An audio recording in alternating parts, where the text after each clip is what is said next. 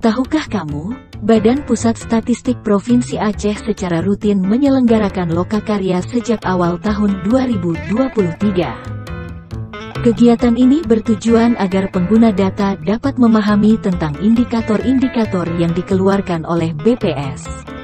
Bagaimana pendapat para peserta lokakarya? Yuk kita simak.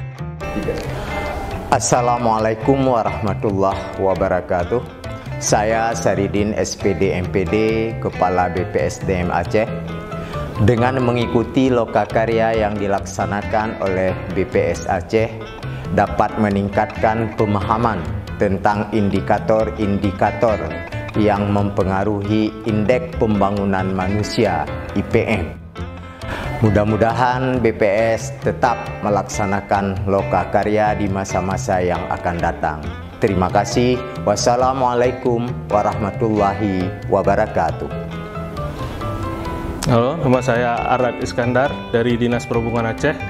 Dengan dilaksanakan lokakarya oleh BPS ini, kita dapat belajar dan berdiskusi serta memahami lebih dalam tentang data-data yang dapat membantu pembangunan di daerah. Dan juga lokakarya ini dapat memberikan pemahaman yang sama terhadap stakeholder terkait untuk melakukan intervensi-intervensi demi tercapainya tujuan pembangunan.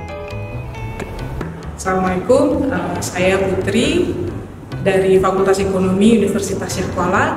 Saya adalah salah satu peserta lokakarya yang dilakukan oleh BPS Provinsi Aceh. Data-data BPS ini adalah data utama yang kita gunakan, terutama dalam mengajar ya, dan indikator-indikator yang diberikan oleh BPS ini bukan hanya bermanfaat bagi kami sebagai dosen, tapi juga kami perlu untuk menjelaskannya kepada mahasiswa-mahasiswa kami sehingga mereka mengerti indikator pembangunan dan indikator ekonomi yang telah disediakan oleh BPS. Terima kasih kepada BPS sudah mengundang kami dan berharap pada masa depannya juga selalu melibatkan akademisi dalam hal sosialisasi dan pemahaman indikator ekonomi. Terima kasih.